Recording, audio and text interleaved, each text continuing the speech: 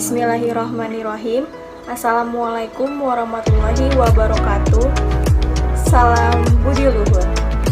Perkenalkan, nama saya Alifa Khairunisa, biasa dipanggil Alifa. NIM saya 1931501520. Saya berkuliah di kampus Universitas Budi Luhur. Di semester 2 kali ini, saya mengambil mata kuliah Manajemen Pemasaran 1 dengan dosen Bapak Dr. Handes Muhammad Mabrur Taufik, SAG, SEMM. Bagaimana cara membedakan pasar bisnis dan pasar konsumen? Secara umum, kebanyakan orang memahami pasar sebagai tempat bertemunya penjual dan pembeli untuk melakukan transaksi jual beli barang. Tetapi, dari sudut pandang keilmuan, istilahnya pasar ini biasanya diartikan lebih luas. Sebut saja pasar bisnis dan pasar konsumen. Apakah perbedaannya? Dalam dunia ekonomi, terkhusus transaksi komersial, dikenal jenis pasar, yaitu pasar bisnis dan pasar konsumen. Lantas, apa perbedaannya dengan keduanya? Adakah faktor-faktor yang mempengaruhi dan setiap jenis pasar tersebut? Untuk menjawab hal tersebut, berikut akan saya jabarkan tentang pasar bisnis dan pasar konsumen. Kali ini saya akan menjelaskan bab 5 mengenai pasar konsumen dan pasar bisnis. Apa itu pasar konsumen? Pasar konsumen adalah sekelompok pembeli yang membeli barang-barang untuk dikonsumsi sendiri, bukan untuk dijual atau diproses lebih lanjut. Pada pasar konsumen, perilaku pembeli dipengaruhi oleh faktor-faktor, yaitu faktor budaya, faktor sosial, faktor pribadi, dan psikologis. Di antara 4 tersebut, faktor yang paling berpengaruh adalah faktor budaya. Budaya menjadi penentu kegiatan atau perilaku paling besar. Dalam budaya, terdapat budaya-budaya yang lebih menampakkan identifikasi dan sosial, yaitu diantaranya adalah agama, kebangsaan, ras, dan wilayah geografis. Faktor lain yang mempengaruhi adalah faktor sosial yang diantaranya terkait keluarga, kelompok acuan, serta peran dan status sosial. Selanjutnya adalah faktor pribadi yang melindungi usia, lingkungan, ekonomi, dan gaya hidup. Hal-hal ini berpengaruh penting dalam pemasaran karena perilaku konsumen dibentuk melalui hal-hal tersebut. Apa itu pasar bisnis? Pasar bisnis adalah semua organisasi yang membeli barang dan jasa untuk dipergunakan dalam memproduksi produk atau dengan tujuan dijual lagi atau disewakan kepada pihak lain dengan mengambil untung. Artinya, sang pembeli tidak menggunakan langsung barang yang dibelinya, melainkan akan digunakan untuk memproduksi produk baru yang akan dijual, disewakan, atau dipasok kepada pihak lain.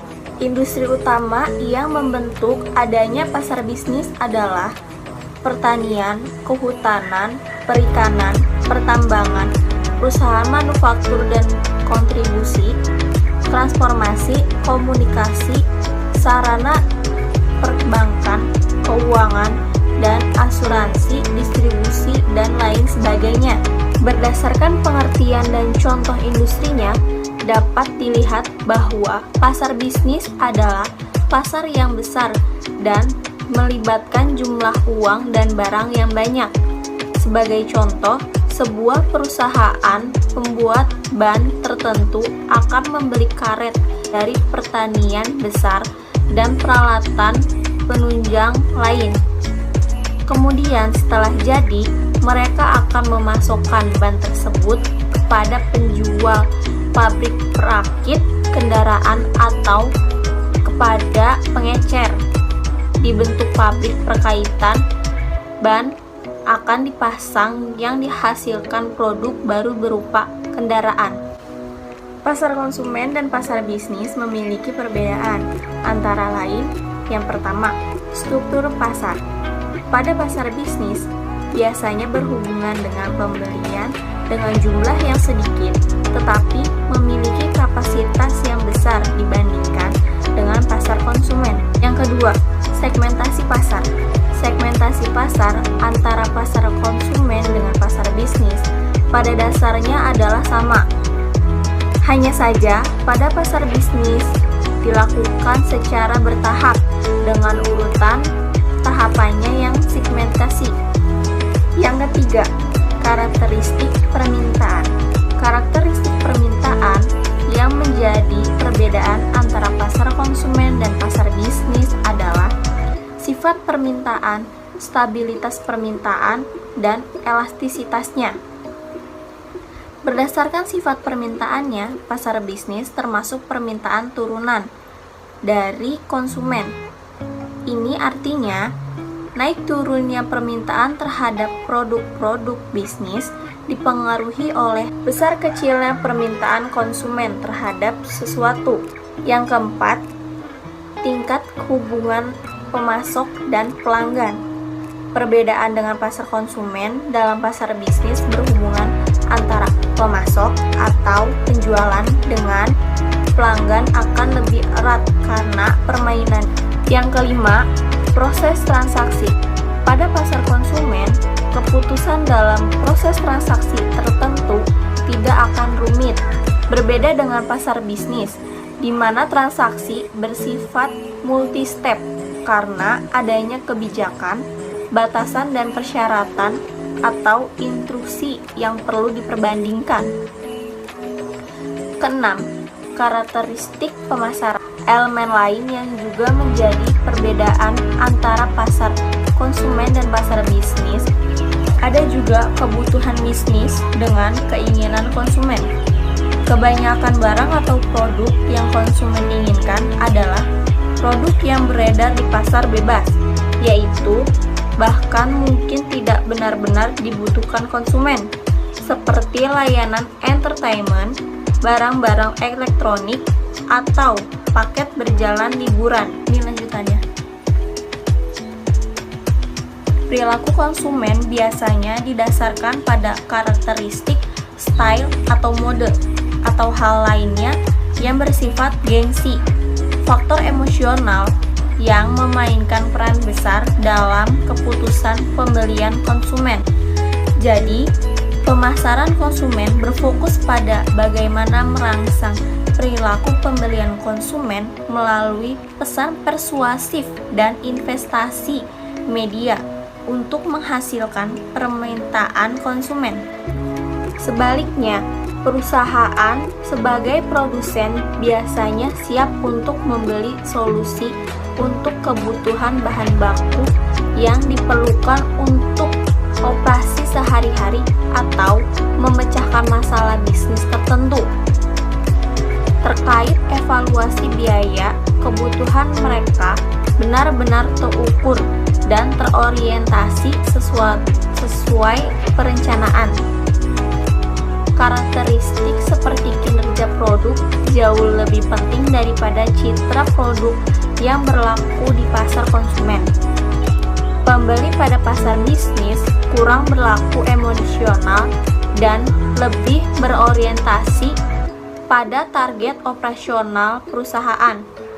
Mereka hanya memikirkan masalah bagaimana menentukan pemasok yang paling dapat memenuhi kebutuhan perusahaan. Ada pula kualitas pelanggan. Cakupan area pasar bisnis cenderung lebih kecil daripada pasar konsumen. Mungkin pelaku pasar di pasar bisnis hanya dapat menargetkan ratusan pelanggan, tetapi dalam pasar konsumen dapat berjumlah sampai berjuta pelanggan. Karena ukurannya yang lebih kecil, seringkali dimungkinkan untuk mengidentifikasi, dan karena ukurannya yang cenderung lebih kecil, seringkali memungkinkan untuk mengidentifikasi dan memetakan profil semua jenis prospek dari setiap pelaku pada pasar bisnis serta memberikan pembedaan dengan komunikasi pemasaran khusus. Ada juga tingkat kedekatan dengan pelanggan. Dalam lingkungan pasar konsumen, komunikasi sering berakhir dengan transaksi jarak jauh yang dilakukan melalui toko retail. Perusahaan sebagai produsen jarang melakukan kontrak pribadi dengan konsumen. Sebaliknya, dalam pasar bisnis, retailisasi antara pembeli dan penjual sangat dekat. Dalam banyak kasus, penjual atau pemasok mengunjungi pelanggan atau perusahaan secara langsung dan mengambil hubungan bisnis dalam jangka waktu yang panjang. Proses transaksi. Pembelian pada pasar konsumen biasanya mengambil keputusan terkait dengan transaksi yang tidak rumit, sedangkan pembeli pada pasar bisnis sering melakukan proses transaksi multi-step, lebih rumit dibandingkan dengan proses transaksi pada pasar konsumen yang dilakukan secara selama periode waktu tertentu. Kesimpulannya adalah pasar konsumen adalah pasar yang dimana pembelinya adalah individual yang membeli produk untuk digunakan atau disewakan. Konsumen adalah pengembalian keputusan kontributif dan terpapar banyak pengaruh kontekstual. Konsumen sering mengalami keterlibatan rendah dalam keputusan mereka, menggunakan banyak berheuristik sebagai akhirnya. Perilaku konsumen merupakan tindakan-tindakan individu yang melibatkan pembeli berpenggunaan barang dan jasa, termasuk proses pengembalian keputusan yang mendahului dan menentukan tindakan-tindakan tersebut. Pelanggan mungkin tidak memahami motivasi mereka yang lebih dalam. Pelanggan mungkin menanggapi pengaruh yang membuat pemikiran mereka pada menit-menit terakhir perusahaan produk, tetapi mendapat laba dan memahami bagaimana dan mengapa pelanggan membelinya. Tidak adanya pemahaman terhadap motivasi kebutuhan dan kesukaan atau preferensi pelanggan jelas bisa merusak barang pada tahap selanjutnya. Titik untuk memahami perilaku adalah model rangkuman dan tanggapan, karakteristik pembeli dan proses pengembalian, kepuasan menimbulkan keputusan pembeli tertentu. Saya kira cukup sudah penjelasan dari saya. Mohon maaf jika ada salah-salah kata dan semoga videonya bermanfaat. Kurang lebihnya mohon maaf. Wabillahi taufiq wal hidayah. Wassalamualaikum warahmatullahi wabarakatuh. Salam budi luhur.